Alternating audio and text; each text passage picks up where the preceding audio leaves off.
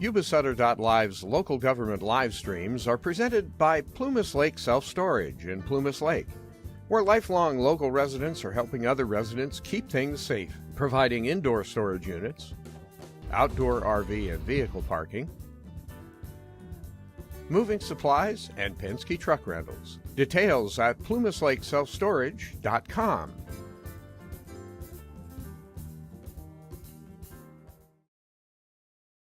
Most fun, and they always have great energy.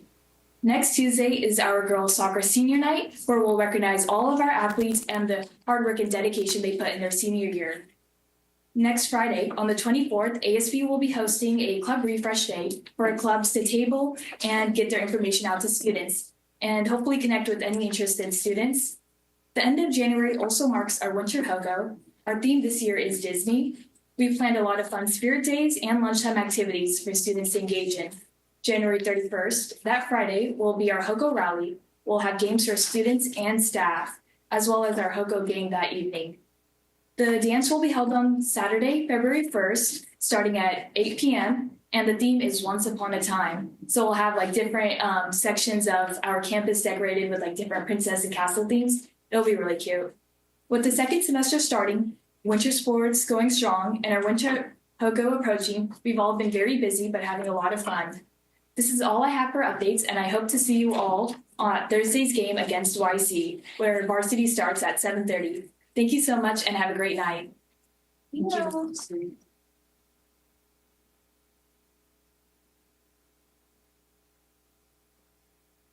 Good evening, board and audience. For those of you who don't know me, my name is Carmen, and I'm a student at Yuba City High School. To start off January, we had our first Senate meeting, and we just talked about our financial report and our class points, which for our financial report, freshmen have $12, sophomore have $1,429, juniors have $1,473, and seniors have $6,536.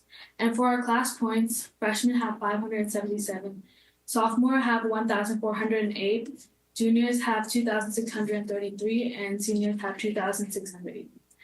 The class points are, you win class points by winning school activities, and the winning class gets free Kona Ice at the end of the year. So a lot of people like to participate. And then we also had our first class meetings discussing how our classes are going to fundraise and how the juniors are going to make more money to have fun during the senior year. Some things that are coming up, our juniors are having their Yule Ball on January 25th from 8 to 11. It's a Harry Potter themed dance, and they're going to be like activities like games at the dance. And then our dance spirit week, well, Monday we don't have any school. Tuesday is Death Eater Day, where we wear all black. Wednesday is Weasley Wednesday, it's Twin Day. Thursday is Dobby Day, Crazy Sock Day. And Friday is the Harry Potter houses, and then each class has a different house. And with the dance coming, our winter court nominees had started yesterday, and our interviews start tomorrow. And they're going to be nominated to see who wins the winter court. Another thing we have coming this week is our senior panoramic photo this Friday at the football stadium, where there's going to be an aerial view class photo for this graduating. And then tomorrow is our first prom committee meeting, and we're going to discuss positions and themes. Some of the ideas that we discussed from our Senate meeting were Masquerade, Wicked, Disney, and Hawaiian. And a lot of people actually like Masquerade and Wicked. So we're going to talk to prom committee tomorrow and see what we want our theme to be. And then last week we had our first Friday activity where you could win class points, and it was musical chairs, and the juniors and seniors won. And then we have our winter rally next week before the dance, and our theme is Squid Games because a lot of students watched it. And the students will compete in different games such as Red Light, Green Light to win a prize. But that's all. Thank you. Thank you, Carmen. All right, so moving on, number 10, staff recognitions. I'd like to invite Mr. Pogue to the podium.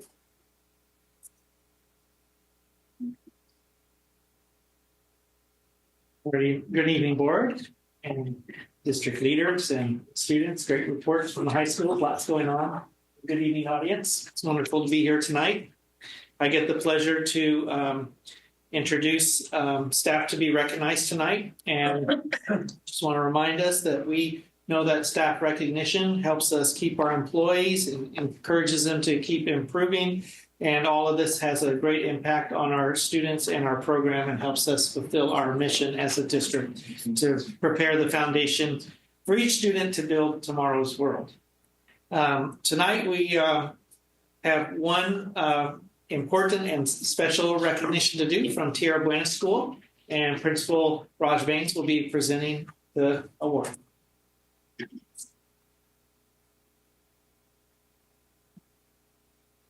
Good evening, staff, board, and audience. I would like to introduce you to an exceptional staff member at Tierra Buena School. So Ms. Sarah Willets, come on up. Sarah is an educator who makes a difference in the lives of her students and our school community. Whether it's in the classroom, on our campus, or out in the community, she is somebody who goes above and beyond in any role she has. As a science teacher, Sarah is one of those that nurtures curiosity among her students. Her classroom is engaging, hands-on, and she also helps guide and facilitate her students to make sense of their learning, construct their knowledge around whatever phenomenon they might be studying. But that passion and creativity is not just limited to the classroom. Sarah also serves on our school leadership team. She helps shape the direction of our school and ensures that our team and our students are thriving. Those of you that know middle school teams, you know that they can sometimes be a bit isolating, whether you're the math teacher, the science teacher, ELA, you kind of close your door and go on and do your own thing. Sarah is the glue of our middle school team. I don't know how she does it, but she keeps our team in sync. She listens, she encourages, and she's that silent person in the back that rallies the team and keeps them all on track. She makes sure that students are at the forefront of each and every decision, but also somehow manages to make staff feel that their voice is valued and heard. Each week I see their agendas for their PLC. Sarah is the master behind that. Every decision is based on student needs, whether it's our students who need a challenge and they need to be pushed. She makes sure that they're getting that, or it's our students that need that extra support. Sarah has everybody's eyes on those students. While she may be a science teacher, she also is someone that steps up and takes on other roles. When our data revealed that we needed some support in math, Sarah was the first one to say, I will step up and I will teach that math intervention during our Eagle time. So that's our intervention time. We have 4 days a week. As if that were not enough, she's also our CJSF advisor, which is our California Junior Scholarship Federation. She helps our students learn about community service while also making sure that they're maintaining academic excellence. And we all know that those skills can, when they're learned early, they will transfer later on in life. I want to share just one heartfelt example of how Sarah goes above and beyond and makes sure that students understand the value of the things they're doing. She took on a holiday project with her CJSF students, and her and the students the Friday before break, winter break, they delivered cards and cookies to 60 senior citizens at the Emerald Oaks Assisted Living Facility. So she not only brought joy to those seniors, she also taught our students the importance of compassion and service. So Sarah is definitely a true role model on our campus, and she is an example of how one person can make a lasting impact to a school and a community. So with that, thank you, Sarah Willets, for joining.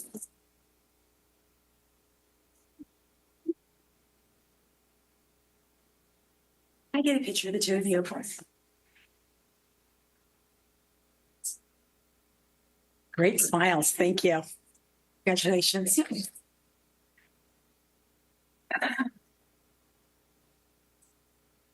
Okay, go ahead and move on to 11, reports and information. A, Williams quarterly report. This is a quarterly report for the quarter ending in December 2024. This reporting, we've had no complaints filed during this quarter. Perfect. B, financing, for the solar energy savings project? Yeah, so we've been talking a lot about the solar project, right? Different phases of it and having different professionals come up here. And as I spoke last time, this is now talking about the financing for the solar project. We have invited Jeff Small with Capital Public Finance Group to just do an informational talk and a specific talk about debt in general for a school district, what that means, what it looks like. And then also we have the numbers in regards to our specific project as well. And this is setting up the approvals that we'll need for the next board meeting on January 28th. So at this point, I'd like to turn it over to Jeff Small at Capital Public Finance Group.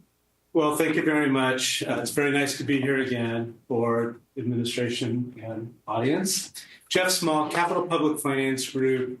I am registered with the United States Securities and Exchange Commission to be a financial fiduciary to public agencies when they go out to the market to borrow money. And as we're called a municipal advisor, as such, one of our core missions is to do everything that we can to deliver cost-effective financing to our public agency clients.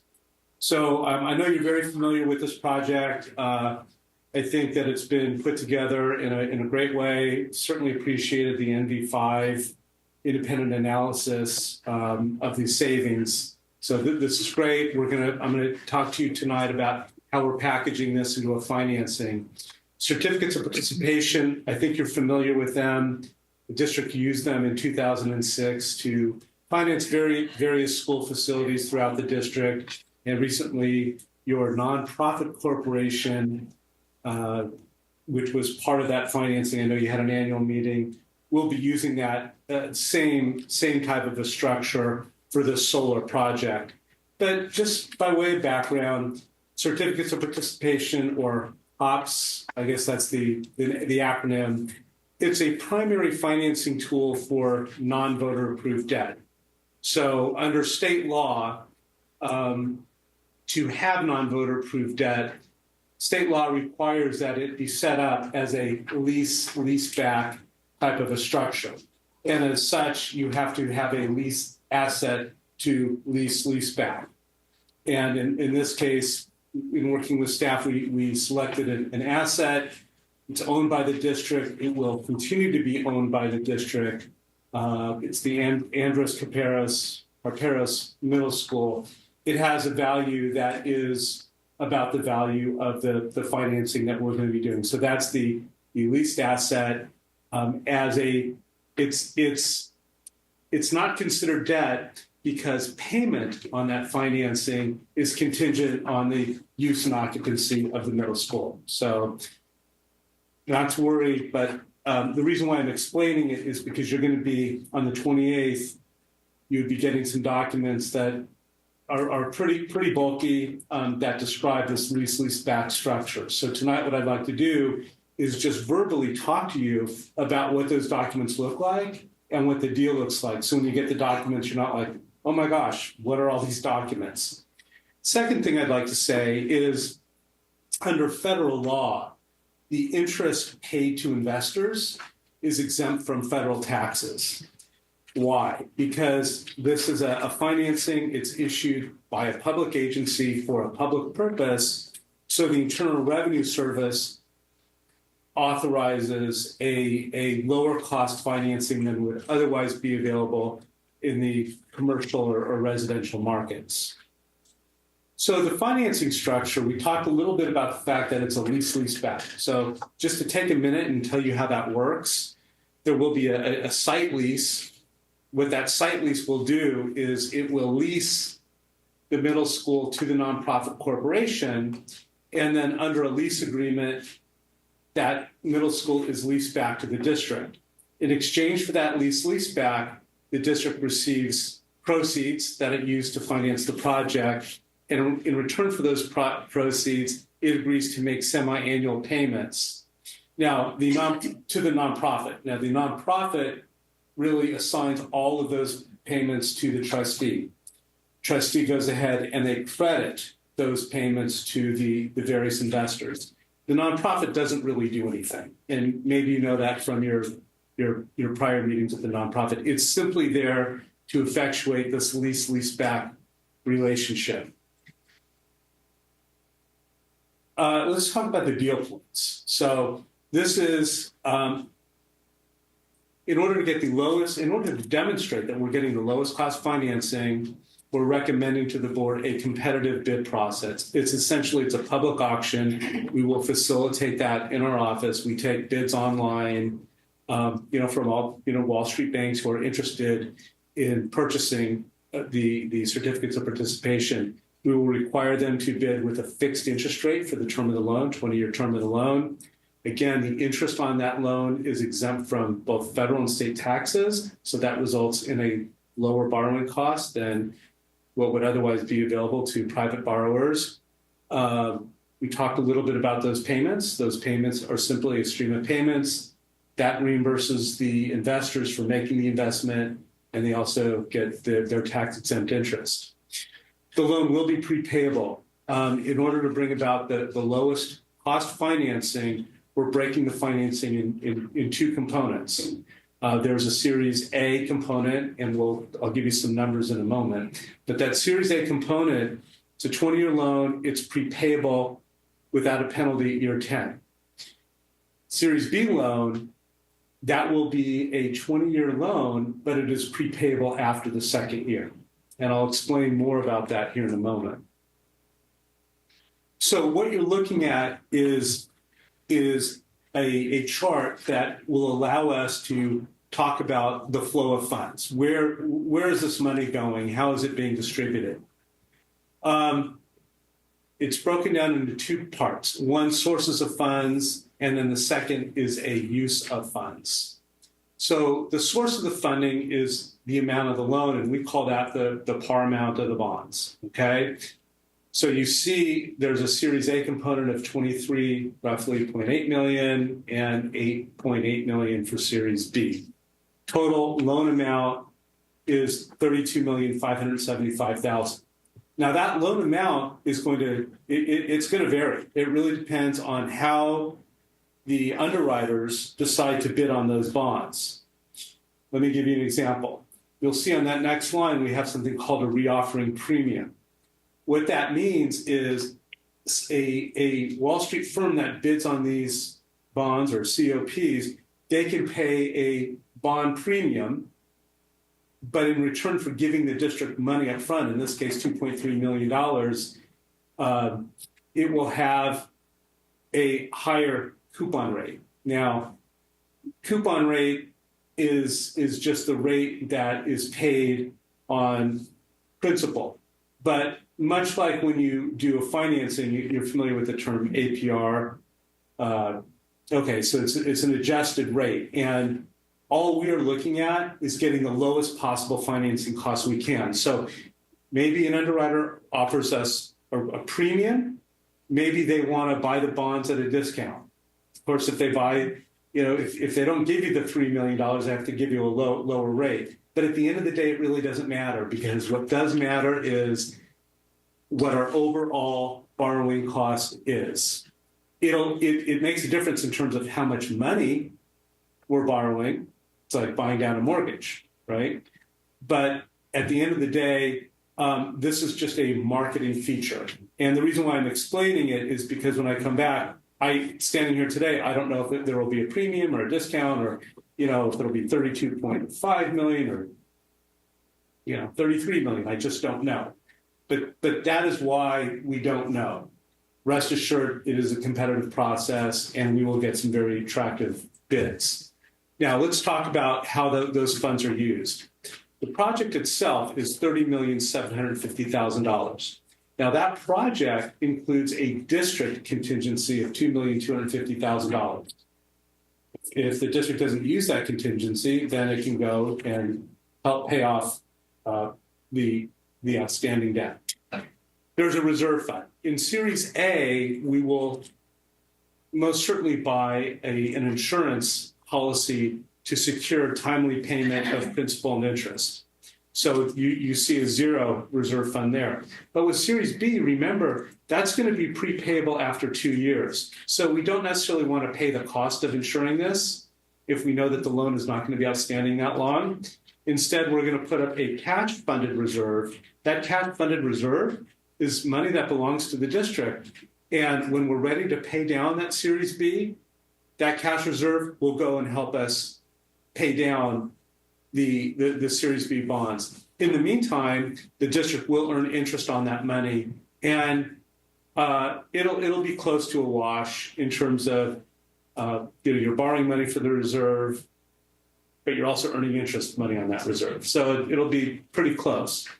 Now there's some cost of issuance, and there's 3 buckets, and it's about a third, a third, a third. We have to buy insurance. That insurance, we purchase it because it gives us a lower interest rate, and we do some math to figure out whether or not it makes sense to actually purchase that insurance. There's paying of the underwriting firm for taking the risk of purchasing the debt and having to resell it to a number of different investors, so they get their commissions. And then there's other costs of issuance. There's legal fees, our fees, rating fees, and et cetera. Finally, there's something called capitalized interest. Now, on this type of a project, you're actually constructing a facility that is going to save you money. But during the time of construction, there's no money to be saved, so we don't want to have to come out of pocket and pay interest on our loan. What we're doing is we're borrowing that interest up front. We're using that to make interest payments until the solar project is complete, plus a little 6 months extra just to make sure that we have a good project and it's delivering those savings. So that money is effectively the district's money, and it's simply allowing us to cash flow our project so we can repay the financing with savings. Okay. We spoke a little bit about this early on. Under the Inflation Reduction Act, there is a tax credit. It's basically a payment that the IRS sends to government agencies who do solar projects. And so the amount of that is about just over 25% of that solar project. So we apply for that, and this is work that we will do on your behalf with district staff, but we will apply for that on your behalf after the project is placed in service. So the project will be placed in service on or about April 1 of 2026. Your fiscal year begins in July 1 of 26. So for your tax return, which government agencies don't really have, but the IRS sort of treats you like a taxpayer for purposes of the credit, after July 1, 2026, we will make the application to the Treasury, and then they will go ahead and they will remit payment to the district. When we get that payment, we are going to use that payment to pay down the Series B debt. And I'll show you that in a minute. I do want to talk to you a little bit more about the sources of repayment. The idea of this solar project is to replace a portion of the district's electricity cost with a debt payment for savings. Okay? Interest rates, they're about 4.5% right now. This is in red, you see the 10-year Treasury rate. In blue, you see a municipal bond yield curve. And the point of this is just to kind of give you an idea of where interest rates are. For our financing, the current rate is about 4.5%. Again, we won't know the actual rate until we actually have our auction and we get those rates in.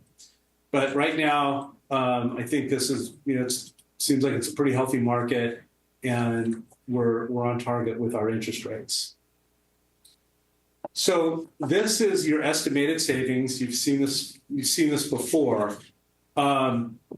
You've got your annual savings on the far left.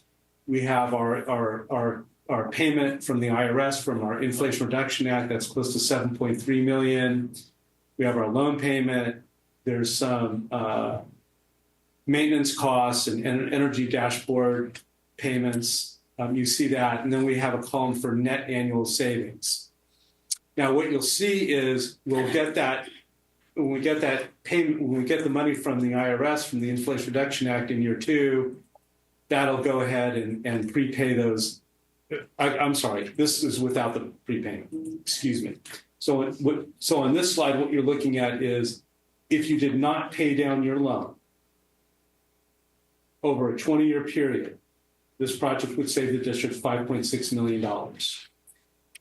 The issue, your advisor that I have, is I don't like to see all those negative numbers, right? So we want to structure this in a manner to not only maximize those savings over the 20 years, but also give you positive cash flow. And we're doing that by this Series A, Series B structure. This is what will happen after we pay down Series B. So this is really the goal. Same exact schedule. You'll see the savings in year 20 goes up. I think that says 9.3 million at the end. But you'll also notice that every year we have savings, except for when we pay down that Series B. Now, when we go to pay down that Series B, we can make sure that it aligns with the actual funds that you get. But I think we need to see how things shake out. But rest assured, this is the most optimal way of having a structure that will yield the most cost savings to the district. So you took out the IRA, and did I miss why you I did. I'm sorry. Would you say that again? Yeah, well, thank you for coming back to that. So we're going to we have two series of bonds, a Series A and a Series B. The only purpose of Series B is to advance fund the IRA payment. As soon as we get that IRA payment in, then we pay Series B. That way we're not paying interest on Series B. And that's the primary reason why your savings is going from, I think, 5.6 million up to 9.3 million. Now, have you worked out a scenario whereby what our costs are, should the IRA get rolled back or repealed, as it has, like, I think 20 times now since 2022? And with the incoming administration, the ideas are that they are rolling back a lot of that. So yeah, so so let's go back to the prior slide. This is with the IRA, but without the payment. If let's say, this is a congressional act, I guess Congress could vote to repeal it, right? That's what they would have to do. And I think they'd have to do it pretty soon, because once you embark on the project and you're doing the IRA, I mean, But you said you can only get it once it's done, right? Which is 2016. Yes. Or you can start 2026. 2026 is when we applied for it. But if in fact there was no IRA, right, and that $7.3 million was removed, the project would be negative. So it's very important that IRA, not only that it exists like it does today, but that when it does come in, it's paid down. So there are districts that have started to receive payments on the IRA. Whether or not that part of the IRA is affected by future legislation, we don't know. There have been cases with other types of debt where they haven't been repealed, but there's been delays or sequestrations. Well, the whole thing hasn't been repealed, but 20 times have been voted to roll it back off the initial. So that's just my question. And if they have another scenario whereby if they roll it back, we will lose that payment, and that would make the cash flow negative. Okay, thank you. Thank you for the question.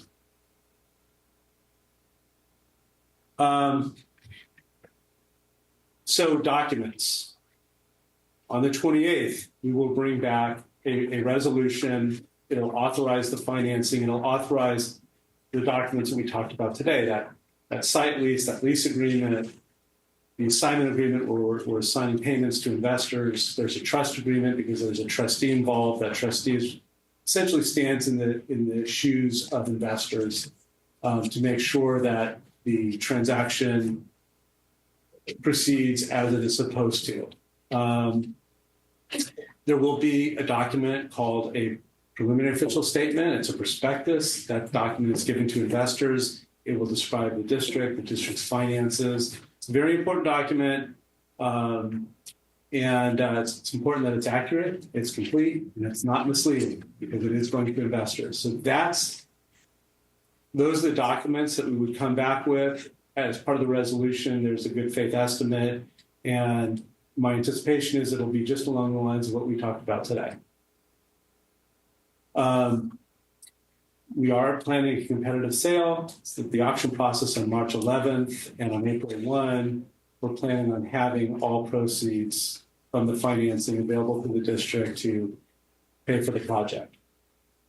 I'm happy to answer any questions you have. Okay, so if I was gonna do like a cartoon version of what you just said. Yeah. Okay. So we have our own nonprofit, right? And so we lease our own stuff to ourselves, but, right? Yeah. Okay, it's not transferring ownership, but it is, but not physically. It's a site lease, and you're subleasing it back. That's To ourselves. To yourselves. But under a nonprofit heading. Correct. So we like change clothes and we're a nonprofit, and they're like, here, I've got this. And then now we're a district. Okay, I told you, cartoon, okay? It is a That's how we go. cartoon, and you hit it, you nailed it head on. Honestly, it doesn't make a lot of sense, but this is the way that they've been doing it for 125 years in California. And again, they don't consider it debt because of this lease back mechanism.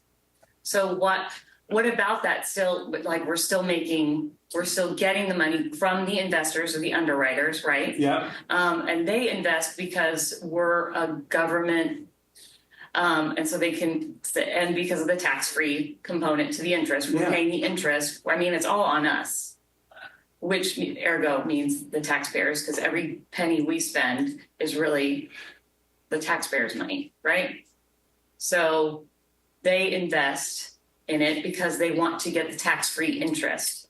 Right. Right. And so because of the bidding, they want to outbid each other so that they get a certificate of participation. That's exactly right. Okay. And then we pay ourselves, and then ourselves pay the investors. So I think that you're talking about that lease-back structure. Have you heard of this before? No, Yeah. it's extreme lease back. It's yeah. I get where you're coming from. I'm going to do it with my house and be like, New Yorkers, would you like to invest in my house? Just kidding. It's the nonprofit has just one function, and that is to make it into a lease back. But what the nonprofit is doing actually is it's assigning all of its rights and interests. Its right to receive the money from investors, it assigns to the district. Its obligations to make payments to investors, that goes back to the district. So it really disappears. And really, at the end of the day, what this is in real practical terms, there's a district borrowing money from investors, and a trustee is there representing all of the investors. So you're really doing a deal with a trustee who's standing in the shoes of this investors. And it's made possible because, to your earlier point, investors want this tax exempt interest. So, if I'm Dr. Small and I have $100,000 and I want to make a tax reinvestment for my income or retirement, I can buy $100,000 worth of your financing and get $4,500 a year tax-free. And so I'll look, as Dr. Small, my dad, I'll look at like the 10-year treasury. Okay, I think today it's like 4.7%. So I get $4,700, but there's some tax liability with that. So I'm looking at sort of what my options are as an investor, and I'm saying in California we have such a high tax rate that investors, high net worth investors, are really looking for that tax exempt income. And that's why there's a market for these underwriting firms to purchase loans on behalf of their clients so they have something to sell them. That answers my question. Thank you. Thanks. Thanks, Jeff. Next on our list is electric school bus and cost savings. Okay, the business is up again.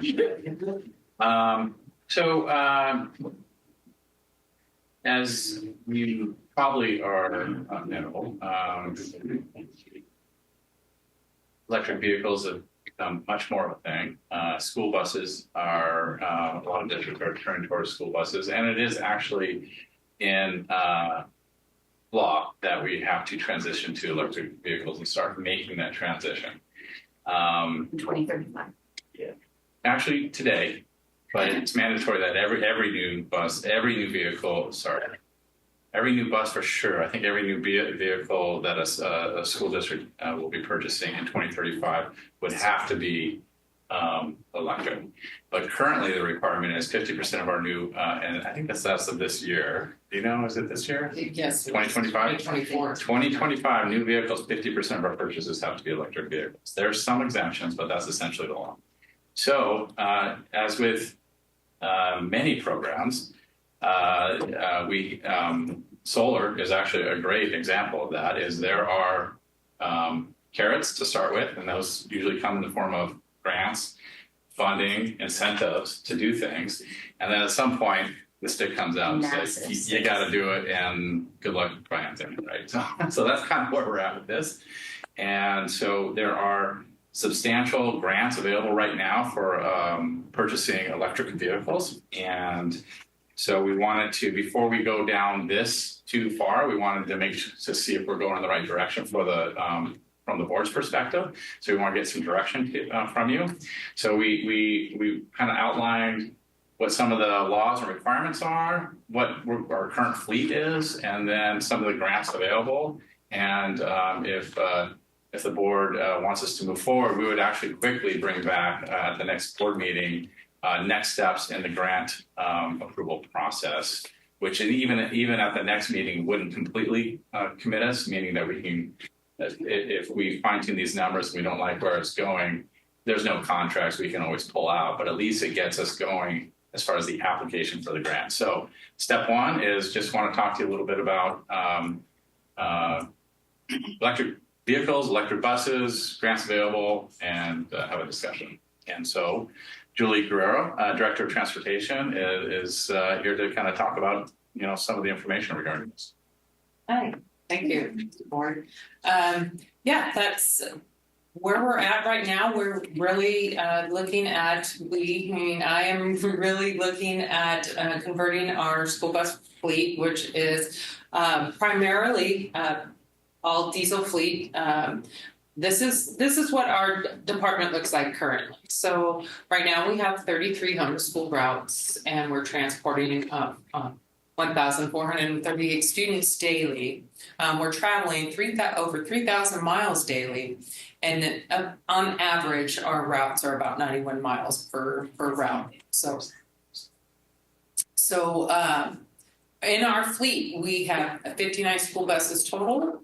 51 of those are diesel engines, and we have 8 of those are compressed natural gas, CNG buses. So all of the, well, not all of them, the CNG buses are aging. They are coming up on 20 plus years. So they are looking to go out for pasture soon. They've met their time. So this is what we're looking at right now. So as Scott mentioned, there are some code of federal regulations that have been put in place that the EPA has placed restrictions on heavy duty vehicles. And that is making it a little difficult to run our diesel buses. So the NOx levels have to be pretty much at a zero capacity. So converting and getting some retrofitting on our diesel buses is very challenging. So meeting those regulations is going to be tough moving forward, continuing with the diesel fleet. Like mentioned, 2035, diesel school buses will no longer be available for purchase. So that doesn't mean that our fleet has to be completely converted at that time, but that's going to place a lot of difficulties and challenges of keeping those buses in our fleet running with parts and with just availability. The manufacturers, the vendors aren't going to be carrying any of these items any longer. So they're already starting to really cut back on parts. They're very limited, and it's been very time consuming to keep some of these parts on our shelves or even getting them repaired at this moment. So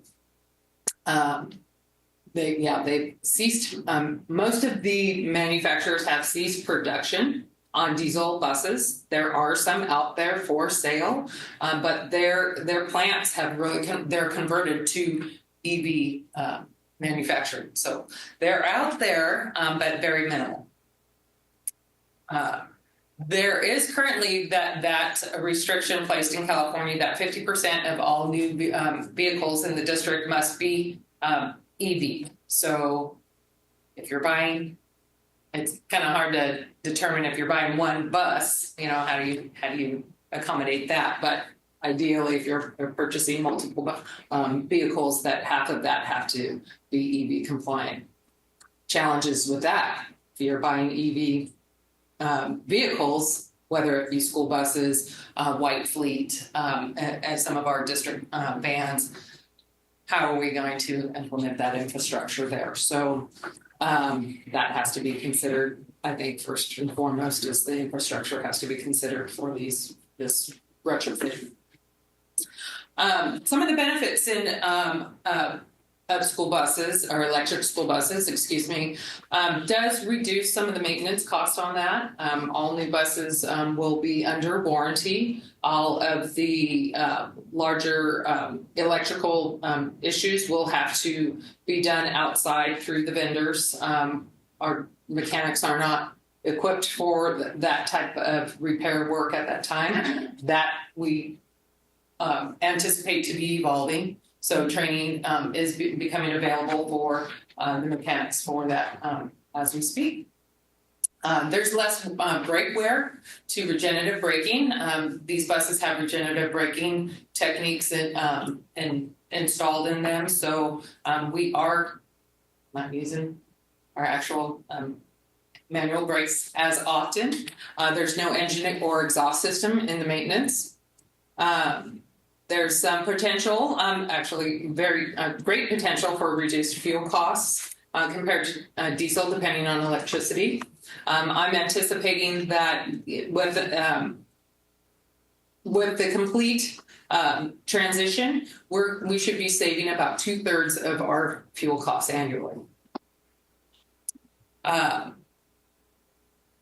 Zero tailpipe pollution. Students, drivers, members of the community will be exposed to significantly less harmful diesel emissions like PM and NOx.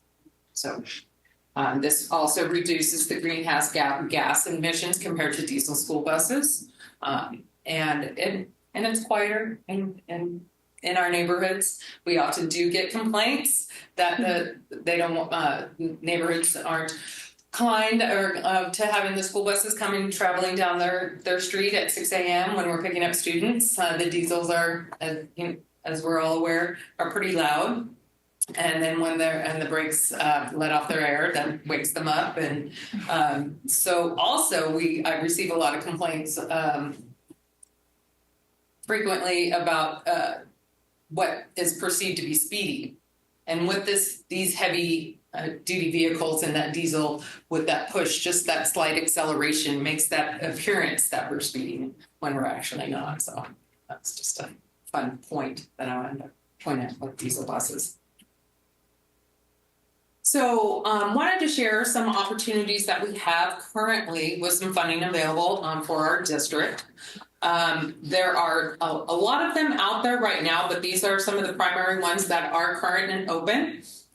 We have ZESB, which is Zero Emission School Bus and Infrastructure. This one's a great one. CCAT, which is Sacramento Emergency Clean Air Transportation. They do offer that outside of Sacramento. Some of the sister neighboring districts can take advantage of that. Our air district, Feather River, has some opportunities for us there. And PG&E is wanting to partner with us as well. These are current. They do close soon. And we're just not sure when the next opportunity and how much the next opportunity will offer for us.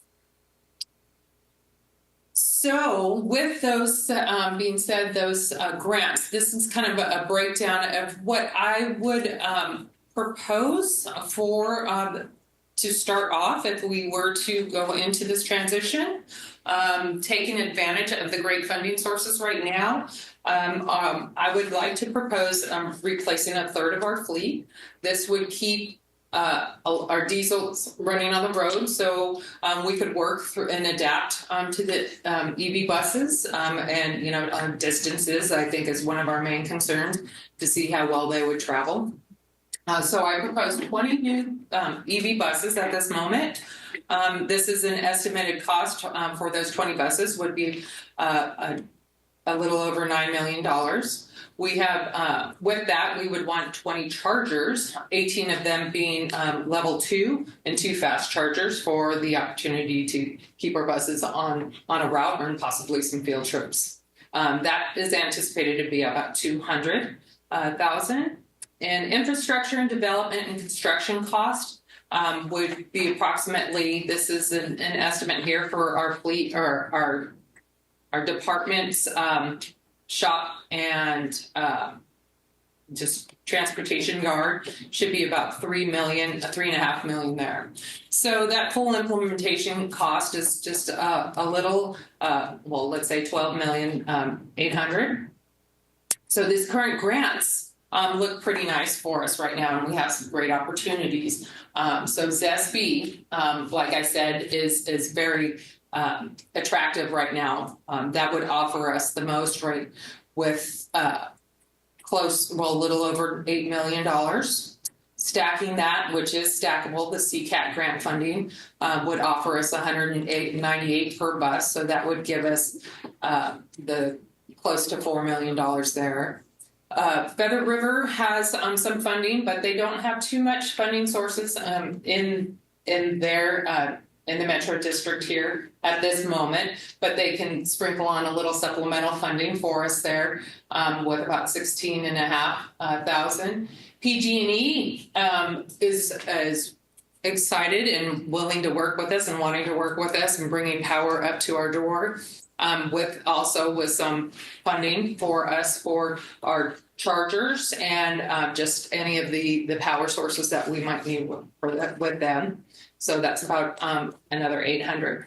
So if we're able to take advantage and the board accepts and authorizes these grants and we receive the funding for that, this could potentially get our foot in the door at little to no cost to the district. So let me stop right there, Rabbi. I just want to add a little bit to this. So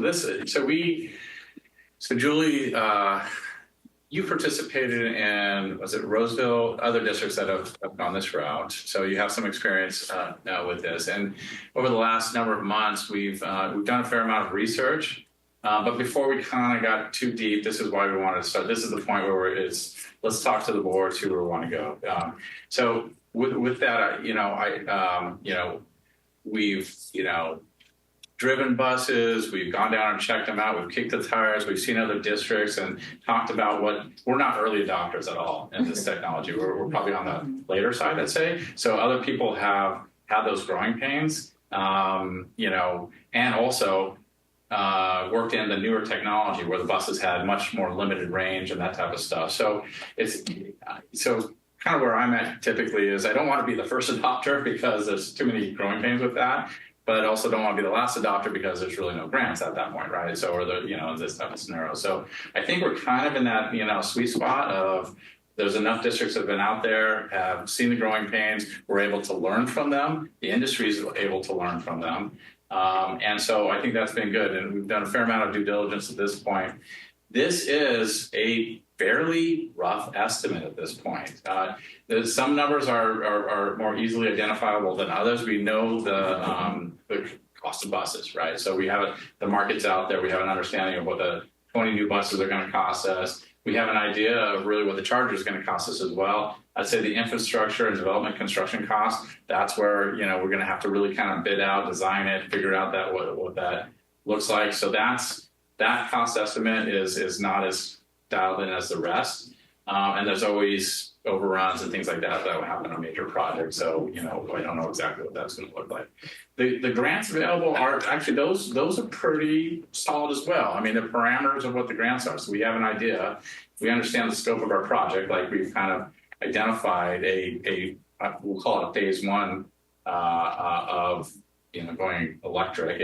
And we chose 1/3 is it's a big enough it's big enough it'll be impactful to the district, but again, it's only 1/3 of our fleet. If the technology's not working for a long field trip or buses or this or that, we have diesel buses that'll take care of those things.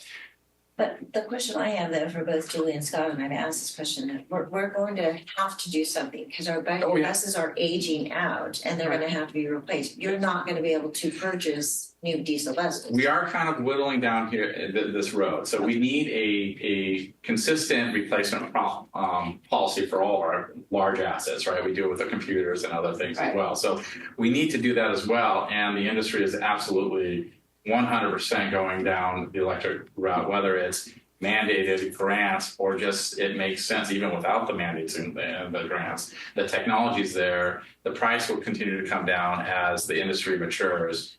But yes, we need to move forward. We need an ongoing replacement cycle for buses, and diesels are not it. The industry's not even saying that They're not going to be an option. That's not going to be an option. So that's kind of where we're at. I guess what I'm trying to get at is, again, we're kind of at the rough estimates stage right now. We think we're going to be, it's too good to be true that it's going to be zero cost. I got to be honest with you. I just, I've done enough projects to know that something comes up or, that there's going to be some cost, but I think we're mostly going to be able to pay for this project without district funds. And again, it is going to, we're going to have cost savings in a number of areas. Initially, we'll probably start off with, reducing our fuel costs by 1/3-ish. As we move into further stages of the project, as we replace more buses, we'll have less fuel costs. And of course, our older fleet takes a substantial amount of time and money in parts and repairs and maintenance that electric buses, at least initially, won't, for the first number of years. So that's just kind of big picture. I just wanted to step in and just give a little bit more clarity from our standpoint. We have a few more slides, but if you have any questions at this point, please feel free to, everybody. So, because we've seen these in other districts, do you know how well they fare in long field trips? From what we've seen? A good example would be Roseville. Roseville has about 18 electric buses right now, and we're CIF compete with them, and they've brought over an electric bus on their field trips. So that's a good example, I think, and it bears that it can be used for a lot of our CIF events. And who's their manufacturer? For them, it's Bluebird. Oh, yeah. So there's 3-ish, right? There's more, but there's 3 biggies, right? Yeah. Bluebird's one. There's a couple new players too, but what's the other? The BYD is new to the school bus industry, but they have electric vehicles that have been on the road in California. And commercial buses and that kind of stuff. Right. So that's an interesting option.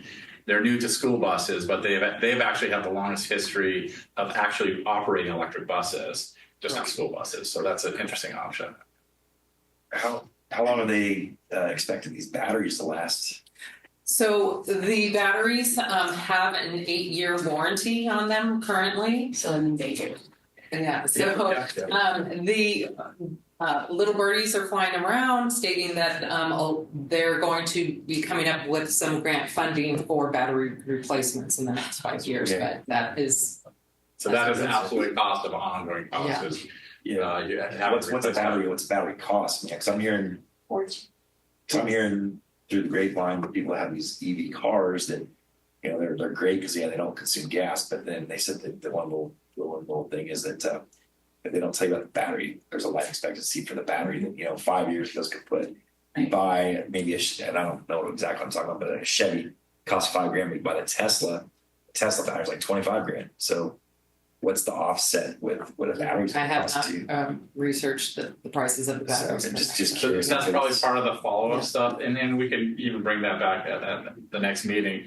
But you know, at this point, you know, we're hopeful at some point if we to move forward with applying, you know, for the grants and then getting into the details like that, because that could be right if that's a deal breaker. Yeah. Well, it's not only that, but diesels have a 1 to 2% fail rate. Your e-buses have 20%. So that means out of a fleet of 100, 20 of them are sidelined because of maintenance and repair costs. And I believe what you said was that because our people can't even work on these yet, right? We've got to also hire a contractor. Now we've got to have a vendor to perform repairs, which is going to be an additional cost. And I don't know about you all, but like when I read the reports, there is the poor reliability, again, the 1 to 2% diesel versus 20% for your e-buses, and repairs for e-buses take on average 13 days. So that's 13 days off of the you know, for usability. And you're saying replace, like, I mean, if I was like, hey, let's get these in addition to, but now we don't have the other 12 to offset the like newer technology that also, like you've got in Maine, the Department of Ed parked all of their e-buses due to major problems. In February, there was a crash because suddenly they lost brakes and they lost power steering. New York, 20 out of 100 e-buses are down on any given day because of the problems, not only with the buses, but with the charges. And in some instances, they're even knocked out of business because of a pothole. We don't have the greatest roads here. So if these e-buses are getting knocked out because you hit a bump, we've got a big problem. In Britain, 2,000 of them are facing recall. And then you have in September 2021, the Daily Bulletin, San Gabriel, LA, more. Their whole fleet, 67% of the fleet were inoperable during 2019, 2020. But some of that, and I really applaud all of your research on this, but some of this research, I mean, this is technology that is growing leaps and bounds and quickly. So I don't really put much stock in a report from 2020 or 2021. So that was one. Right. The rest of them are in the past 24 months. Right, and I understand that. But I do think that this is the future coming at us. I mean, diesel is not going to be available to us. They're not manufacturing them anymore. We can't get parts for them anymore. Our buses are aging out. We can't buy more diesel buses. So I really don't see that we have much of a choice. And if we have the opportunity now to get these grants for this, and I understand, I'm hoping that we get these 20 new buses, we don't get rid of the diesel buses we have, we can cannibalize those for parts. But that's going to be a part of the grant. It will. Yeah, It will, that to is, get rid of them. That's the stick. The advantage that and the thought process is with the replacement in the replacement process, we're looking at the aging fleet as well as buses that are spare, so they're not being utilized on a day-to-day on our route buses. So that still leaves us with the other 39 buses in operation that well covers our home to school routes. And I can appreciate that technology grows exponentially year to year nowadays. But what I'm saying is if these things are happening within 2 years, like would I rather like I mean, this is the question for all of you. The question is, do we get on this train now, right? And get possibly subpar products that are unreliable, or that break down because you go over a pothole, whatever. Or do we wait a couple more years and the technology gets better, the grants are not available as much, but the product is better because it's had a chance to improve. I think that what I'd like to say is because we are not trailblazers here. I mean, some of the districts to the south have gone full fleet. I think the thing that is being presented to you all is a opportunity to go slow, to go fast. The issue that I'm concerned about is that putting up an infrastructure to, because again, 2035 is 10 years away. Yeah. That is not a lot of time to try to get an infrastructure up to replace a complete fleet of 33 buses, 60. Total Yeah. 60. So I think I understand, because I understand the frustration. We're being forced to do some things that are not necessarily ideal right now, but there's opportunity, there's funding, and it does give us the opportunity to dip our toe into the pond and to look at, to say, you know, what are some of the challenges? But again, we're not going to have an option. And I'm going to say this to the entire board of the district is, if you wait too long, you may not have any choices. If 10 of our buses go out, we are going to be in a pickle in terms of how we're going to transport our kids. So I think it's just the reality of where we're going. You know, in terms of agree, don't disagree. I am a gas driver. I only have gas. I'm never going to have an electric vehicle unless I have to. Well, So I get it. But I'm just saying is, there's an opportunity. Julie is coming from a district who started slowly. I think they're continuing to add to the fleet. And I think there's some funding, and both Scott and she have come to me to say, here's an opportunity. We're not saying we're going to dump everything and go full electric because of some of these concerns. Definitely the grant funding looks appealing, because from what I'm seeing, it looks like it's basically a wash. But it's just, you know, But if we buy the 20 buses, do we have to decommission We the do. 20 diesel So, buses? We do have to decommission, and that is part of the grant. That was a good call. And so what I'll tell you what I'm hoping to do is, you know, get your concerns, work with you, identify what we need to get answers to, because I mean that's what, you know, you read off some headlines, but let's get the data behind the headlines, right? You know, what is the percentage of this happening or that happening? What is the warranty? How quickly can they keep these buses going? What does this mean operationally? Because again, 2/3 of our fleet's going to be diesel already. So, you know, how does that impact operations? So if we can, again, we're not like solar, we're going, man. I mean, we signed contracts, we're moving forward. right. This is an informational meeting. I'm very much hoping to bring back, but again, I need a majority of the board to say, yeah, we want to at least explore this more. If we want to explore this more, we do need to hit a deadline on one of these grants, and that would be brought back at the next meeting. And is that the $8 million? It's the big one, right? It's a ZESB grant. Okay, it doesn't mean that we are tied into buying buses at that point. The board is committed, but the board has said we want to pursue the grant funding. We can walk away at any time, but we can start getting the data, the real data, the source data behind any of the concerns that you have, bring it back and have further discussion and say, hey, where are we? Does this make sense? Do we feel comfortable with this? Again, at the end of the day, if we don't feel comfortable doing it as a board, pull the plug. We'll do something else. I mean, we will have challenges. We're going to have challenges dealing with the diesel fleet. It's going to have its own set of challenges. Getting parts, buying used buses, because we won't be able to get new ones, right? So trying to figure that out, it's going to be a challenge. But there are other I think and that's the question I ask, if not this, then what? And I look to you and Julie to try to come up with then what? Right. Because there has to be an option. Right. We have an aging fleet. It's old. Right. So We what have to is the start buying life stuff cycle? now. What is the life cycle, the average life cycle of one of our diesel buses? I mean, it's been a while since we purchased a new one. I know we signed that we purchased used ones the last time, right? We actually, there were new ones, weren't they? Yeah. I thought They were. We bought some new ones okay. because we had some districts, Offloading theirs. They canceled their order, so we picked it up, right? Nice. Brand new ones, yeah, because nobody else is, because they're not manufacturing. I'm glad we did that. That was smart of us. Good job, you guys.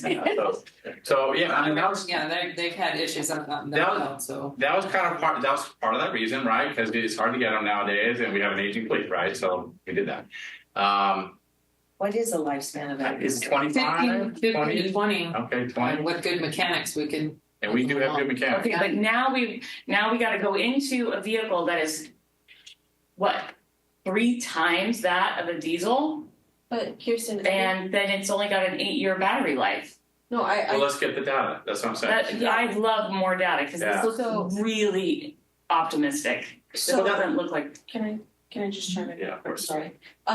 I just want to say, just reiterate that the purpose of, if I'm understanding this correctly, these are grants that are available to us in the immediate future, right? Right. And so to potentially tap into those grants at the next board meeting, it'll come to us for action. That doesn't mean that we're buying into that or anything like that, but it puts us in the right position that if the board decides, when Julie and Scott come back to us with more information, answering your questions, and if we say, hey, we're done, we're gonna pull the plug, then that's fine. But if we decide we wanna pursue it, then at least we have the opportunity to take advantage of the 8.2. I understand that. So. Because I think that's a good question, Kirsten. I think it'd be short-sighted of us not to pursue Well, these we have grants. 51 buses, and I think that's a piece of information, is 51 of those buses are how old? So are they, are they relatively, like, they're 5 years old, are they 20 years old, where are they, and where were they in a replacement cycle? So, because obviously your oldest, most problematic buses. Correct. Yeah. Yeah. So I mean, I don't have that data right here, but we were looking at that. I think about 2000, the year 2000, or some of our oldest. And it's, I agree as far as, it doesn't hurt to look at it. Could you look at it's this? something we're definitely being force fed. And, hey, by 2035, we're It's not a no longer lease, it's produce just a gas grant burning that we're engines. looking at Right. Yeah. And yet there are exceptions to that law. You The can ones apply that- for exceptions. If you are researching a little bit more, it would be interesting to know what is, like in Roseville, what are the costs of their maintenance right now? Like, are they having problems with their buses? Especially like cold weather, like the Joint Office of Energy and Transportation, like put out a list of the recommendations on how to charge these vehicles in the cold. Like it's crazy long. That's what I was gonna say about some of those reports back there, back east, is that they do not do well in like snow. Right. Freezing temperatures, they don't do well. So we don't have that. They're not subject to. Yeah, no, So we I don't have understand. that. But I would like to know if they are having trouble with their buses? Real. How long are they out of service if they do have a problem with the bus? Yeah, no, I said that's exactly that's the feedback, and I don't want to make a stupid decision either, right? And the vendors have stated that, they're aware that that is the concern, and have stated that, within 24 hours, they would have somebody out here, in a particular vendor, or another one will say, we have local mechanics that will either come to you, or if they're that local Sacramento, then we can have the buses towed. What was the price tag of a new diesel bus? A new diesel bus. Yeah. The diesel, Is it 350? they're about, no, that's more, that's on the high end. We're anywhere from 175 is kind of the average. These are like, So they're actually 400. relatively cheaper than an electric. Yes. Oh, Yes. Yeah. They're a quarter of the cost. They're about half. Yeah. They're about half. I just have a couple of questions, and you can take this back, and then just food for thought for when you come back to us. I know, like, the battery piece, there's, when and I might be naive to the bus world or whatnot, the EV world, but I know there's different options when you're buying an EV vehicle, right? Is it possible when we get to that point, if there are options to purchase a long range battery as opposed to just the standard, what the cost difference would be for that, if that can be included? Sure. And then just something that I was looking at, I know you said, I think we have 33 home to school routes, but we have a fleet of 60. We're looking to purchase 20 new buses. This is a question for the district, are we going to go back to the pre-COVID bus routes where we had those buses in use and we're hiring that fleet, those bus drivers? We're getting pretty close to, well, I mean, we're We can come back. Well, on that topic, it's the bus drivers that is challenging to obtain versus that, and then the cost of actually running those buses, and then the employment and the cost of that. Sure, it has to be a consideration of the factors. district. Of course, but I'm just saying, like, long term. Yeah. Can you guys come back to us and tell us like what the plan is if eventually we're gonna get to 60 brand new, hypothetically speaking, okay? We're gonna get to 60 EV buses that we have here, brand new buses. I would like to think that we would also have 60 bus drivers and we'd have 60 bus routes or close to it. It doesn't work. It's not as yeah. linear as that, but we can absolutely, so we're pretty close to satisfying the entire demand of the district at this point. And we're not there, but we're pretty close. Is that fair to say? I think Okay. that's fair to say. I think we're doing a phenomenal job right now. But I'm just saying, like, in the future, if we're looking at getting back to what we were, expanding and whatnot, but that's a conversation for a different time, not right now. And then I think they talked about the warranty on the buses.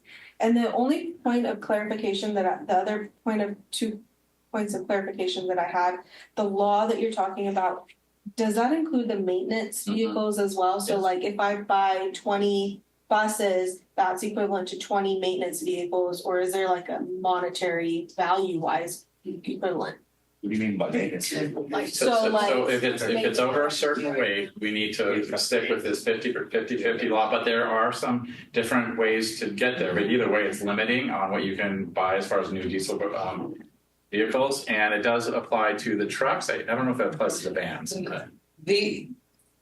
We can come back with that. Yeah, it's most definitely includes the heavy duty vehicles, which does. These are just questions I'm throwing at you. Okay. You don't. Yeah. We don't need an answer right now. Right. And then the only other thing was in the solar plan. Did we? I'm sorry if I don't recall, but did we ever include the bus yard? Yeah, so the bus yard's getting solar planned, so that could feed into, of course, the charging stations. I can give you my questions, but that's all I have another question about the insurance cost, because I know that when you buy an electric vehicle, the insurance cost is very high compared to your gas. I can double check. I would say I'm 99% sure it's not going to affect. So we have a very different insurance than like a residential. It's actually a joint powers authority. So we pool our premiums with hundreds of other districts, and we control our own destiny, meaning that we control the claims process and all of that. We have, over $500 million worth of coverage. I mean, we control what we cover, and school districts cover electric buses, and there's no different. They don't differentiate premiums based on what types of vehicles you have. Okay. So at this point, you guys are just asking for direction to come back at the next board meeting to present the grants for action, correct? To present specifically one grant, the ZESB grant, because it does have it has Got to do the initial application soon. Yes. To keep your foot in the door. Yep. So what's the direction of the board? Is there anyone that's opposed to that coming back as I speak? No? Okay, perfect. We will see you guys at the next meeting. Thank you. Thank you very much. Thank you, Julie. Thank you, Jeff. Thank you for getting our kids to school. Yes. Thank you. All right, are there any comments from public on items not on the agenda? Yeah. Thank you very much, Ms. Laura. Are there any questions on the consent agenda? I move that we approve. Yeah, on a motion by member Brady and the second by member Core. All those in favor? Aye. Any opposed? Hearing none, motion carries.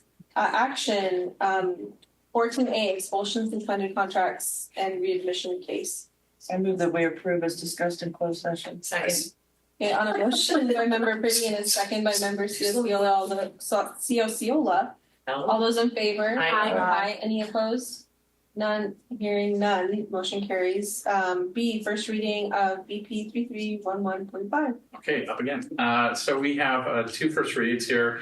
One is very simple, and that is the procurement board policy 3311.5. Every year there is a new limit or adjustment to the limits as far as our bid threshold, and so it went from 14,500 up to 14,800. So we'd like to.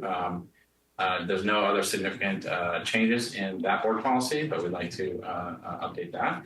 The second one does have to do with debt management and issuance of debt, and in relationship to the debt offering that we would having here. So this is a CSVA template. However, we had it reviewed by council, bond council, for some additional changes in there. So if you have any questions now or before next board meeting, please let me know so I can answer those.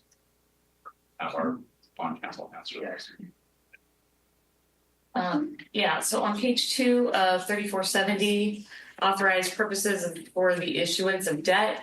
Item number 3, to provide for cash flow needs. So I don't think this isn't really a question about the policy, but we don't do that, right? We don't borrow to like.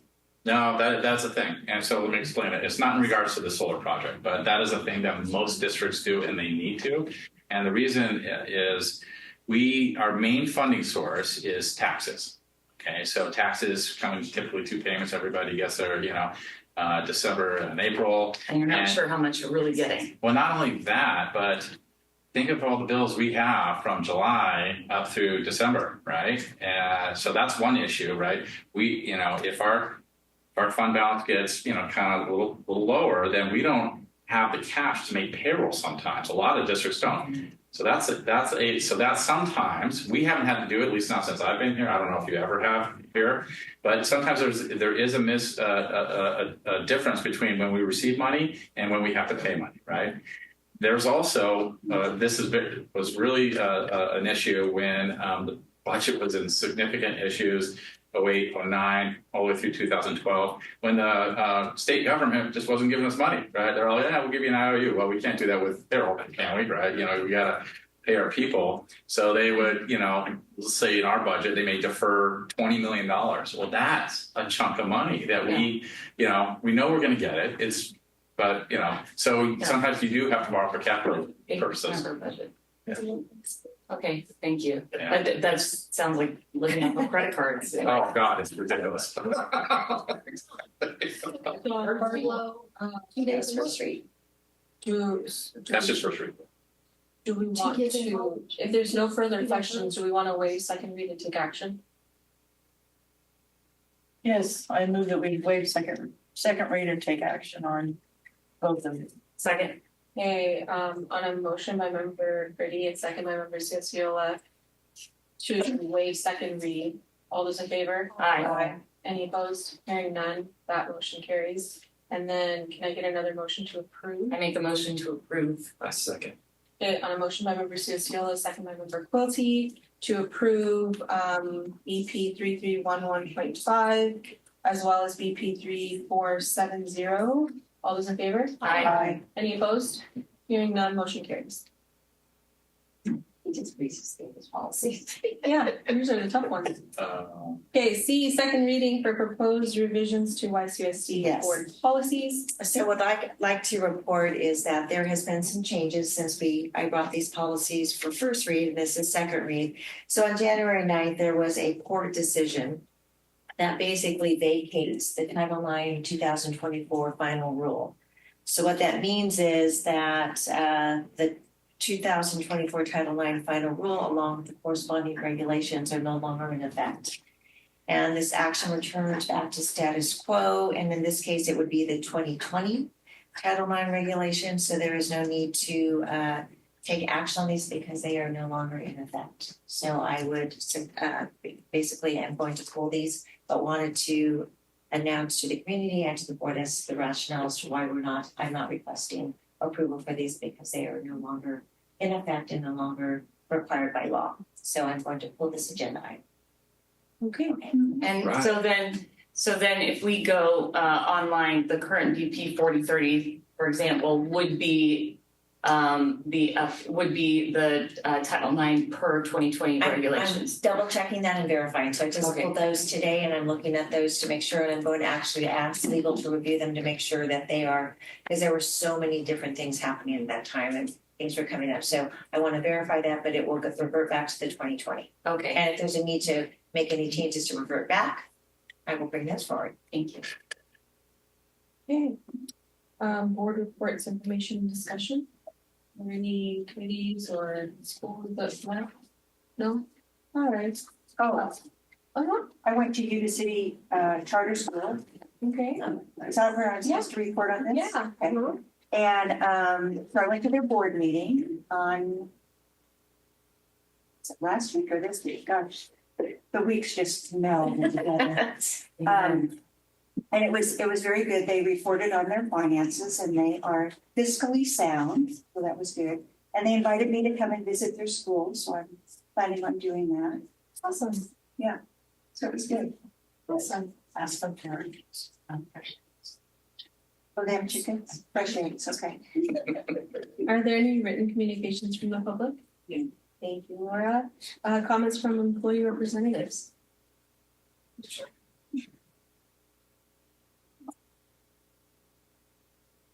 Good evening, board. I'm Mercedes Geraldo, representing our classified employees and to our, if there's any community out there online, and to our staff that's in the audience. First, I just want to stop and make note about the devastating wildfires down in Southern California, and that has affected schools. It's affected school students, school children. It's affected staff, and CSCA, CTA, and CFT all have different funds set up, nonprofit funds to help those members in need. So if anybody is looking to maybe donate a little bit, any one of those causes would be probably really appreciated to have some money thrown at them. So I'm just putting that out there to you because you know, we oftentimes see these big, beautiful mansions and, oh my goodness, this celebrity's home burnt down, but we don't think about what impact that had to actually the community who work for them, who would be, you know, I know they're not classified employees, but they're like a classified employee in somebody's home and that sort of thing. So the folks that were really hurt, and a lot of school employees, both certificated and classified and administrative, we're the boots on the ground people, right? And we're really affected a lot by these fires. And so just think about that in your hearts. And if there's something you could do, I'm sure it would be greatly appreciated. In December, we finalized our new executive board, and I will be remaining here as your president. Peggy Costa is our first vice president. Adam Huff, she is our floating custodian or rover custodian. Adam Huff, who's a data system or IT system specialist, he's our second vice president. Keith Martinez, who's an IT tech, he is our secretary. Our treasurer is Tanya Treat, who is a admin secretary over at River Valley. Our sergeant of arms is Rosalind Tapia. She's a special ed paraeducator at AK. Chief Union Steward is Raquel Stevens out of our transportation department. She's a bus driver. Another bus driver, Delana Hill, is our site rep coordinator. Our communications officer is Miguel Corona, another IT tech. And finally filling the position that she's been in for a long time but never got to just hold it by itself is Pam, is our past president, because she's been our past president for I don't know how many years now. But the other past presidents keep leaving, so we'll see what happens there. We met again this week for negotiations, picked that back up. I felt like we had a really productive day negotiating, collaborating together to make sure that we're all on the same page, and I do appreciate that. Likewise, last week we started back up our job description task force, where we're getting closer to finalizing a couple of job descriptions. We are Thursday night ratifying some MOUs. So Our new job description for a VEPA assistant, a visual and performing arts assistant, is coming through. We're finally getting the MOU to finalize the effects of the layoffs that happened last year. And then we had an MOU just solidifying the fact Ed Code 45102 that makes sure that classified employees that are working summer and intersessions are included with their statutory benefits and things like vacation pay, sick leave and things like that. So solidifying that the district is going to either has been doing that or is going to do that moving forward and making sure anybody's compensated if they were left out in the past. That's all I have for tonight, and thank you. Have a good evening. Thank you. Good evening, board members, staff, and anyone in the audience. I'm Dana Lukens, President of the Yuba City Teachers Association. Got a couple of items I'd like to address with you tonight. First one I'd like to call your attention to is Yuba City Unified's induction program. We have a robust program that supports new teachers. Our induction program supports those teachers clearing their preliminary credentials in their first and second year after earning their preliminary credentials to clear their credentials. Yuba City currently has 10 teachers in year 1 for induction and 25 teachers in year 2. Those teachers are supported through the program by 39 mentors, and I'd like to particularly call out Michelle Stoffel, who is the coordinator for our induction program, and 2 full-time mentors, Lori Smith and Amy just blanked on his new name. Matson. Thank you. I've known her the other name for so long.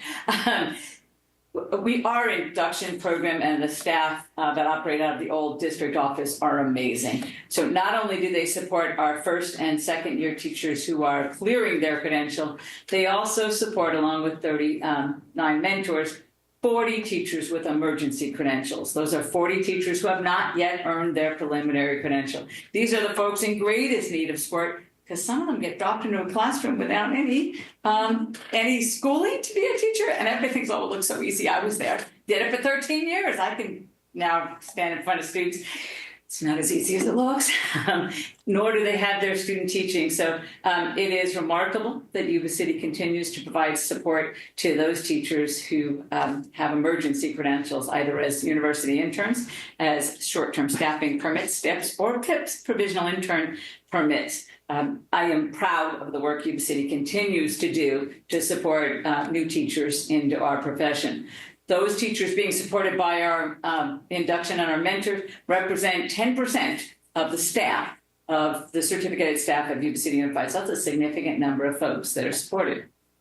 I'd also like to call your attention to some issues that you'll be hearing about in the next couple of board meetings, and that's special education. We know that special education is unfortunately one of those unfunded mandates from the federal government, but it is how we address the needs of students with IEPs. Shortages in staffing special education positions compromise to some extent the services we can deliver, and they also drastically increase the workload of special education employees. So you'll be hearing from speech and language pathologists who will talk to you about the impacts of the shortages of SLPs. You'll hear about special education teachers and those impacts. There are at least 4 to 5 vacancies in the ed specialist, the teachers, and at least 1 vacancy in the SLP, although they are also well over their recommended caseload by Ed Code of 55. So we need to continue to look at how can we best fully staff our special education services. I'd also like to call your attention to an amazing feat, a bipartisan support, and the signature of the President of the United States has implemented HR 82, which repealed the government pension offset and government pension office and the windfall elimination provisions that kept public school employees, among others, from getting their full Social Security benefits. It impacted those who entered the profession in California late because they don't pay into Social Security while paying into the state teachers retirement system, but they may have paid into Social Security for 20 years before entering the profession. However, when they go to retire, they receive a greatly reduced Social Security benefit. Or equally tragic are those teachers who had a spouse who earned their Social Security and They may have been the stay-at-home mom who didn't work that long, but if their husband predeceases them, they got nothing from their Social Security. So with 40 years of lobbying by a variety of folks, including the National Education Association, our federal affiliate in the teachers union, it's finally happened.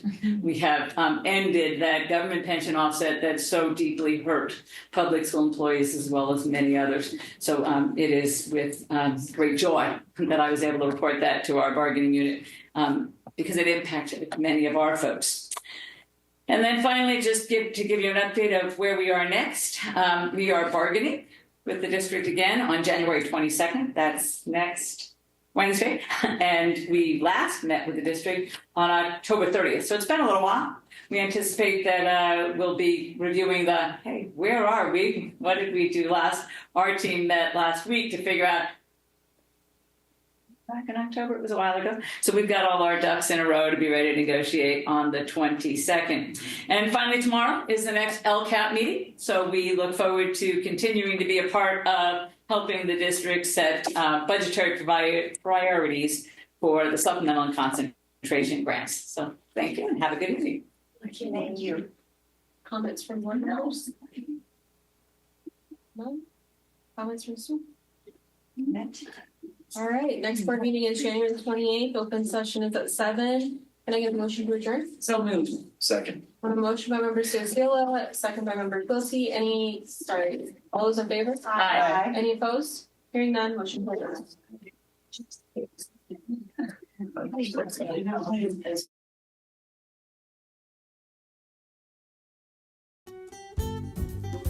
Yuba-Sutter.LIVE's local government live streams are presented by Plumas Lake Self-Storage in Plumas Lake, where lifelong local residents are helping other residents keep things safe, providing indoor storage units, outdoor RV and vehicle parking, moving supplies, and Penske truck rentals. Details at plumaslakeselfstorage.com.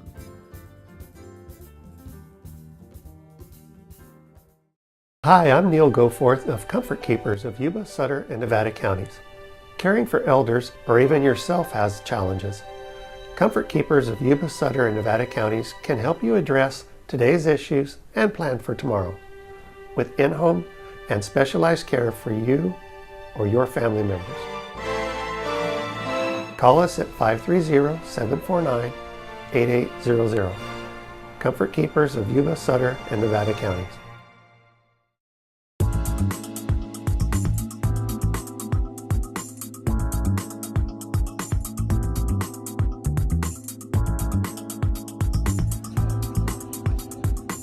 You've seen signs marking some of the gems in Marysville.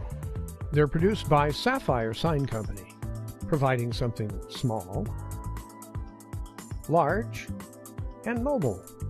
With decades of experience, Sapphire Signs has pioneered local production of a variety of signs, like temporary campaign-style signs, welcomes for unique events, building signage,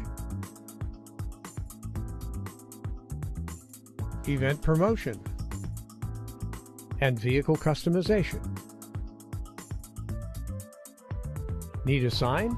Make it a gem from Sapphire Sign Company. On the web at sapphiremarketinggroup.net. In Marysville, where roots run deep, McNally Appliances promises to keep the best brands with a smile on its face. We service what we sell, it's a warm embrace. Competitive pricing you can't ignore. With every purchase, you'll love it more. From fridges to washers, all in a line. We install with care to make it shine. Major brands, trusted and true. McNally Appliances is here for you. Oh, McNally, we're your first choice. In Marysville, we help you rejoice. We service what we sell, no need to stress. At McNally Appliances, we're simply the best. Our promise stands, we'll always be here. McNally Appliances, bringing your cheer. McNally Appliances, 119 D Street, Marysville. McNallyAppliances.com. In Yuba County, there's a legendary diner. Oh, it looks delicious. Oh my gosh, thank you so much. Where the parking lot tells a story. A story as simple as biscuits and gravy. The food is good. The prices are wonderful. My dad has so many friends here that come here, and it's my dad and mom have known Mary Jane and her dad before Duke. Duke's Diner on 7th Avenue, home of legendary chili, holiday pies, and generations of local residents preparing tasty, hearty food for generations of local people. Join Mary Jane and her genial associates as they serve meals you'll come back for. Duke's Diner on 7th Avenue, Olivehurst.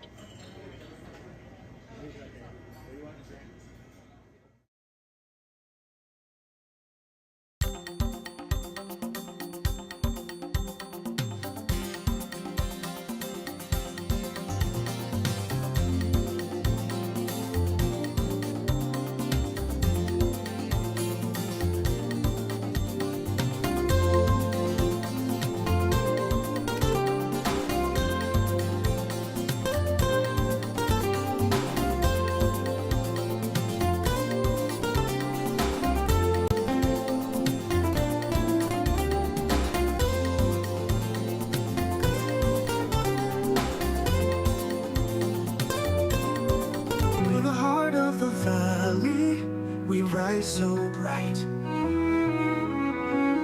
where the news flows freely in the morning light.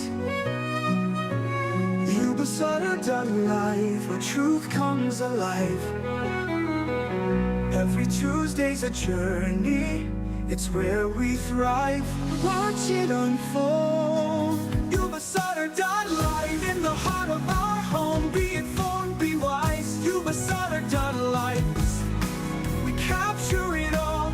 Policy debates, hear the people's call. With Yuba-Sutter.LIVE, you'll never miss a beat. Special reports hit hard, shining a spotlight. Yuba-Sutter.LIVE.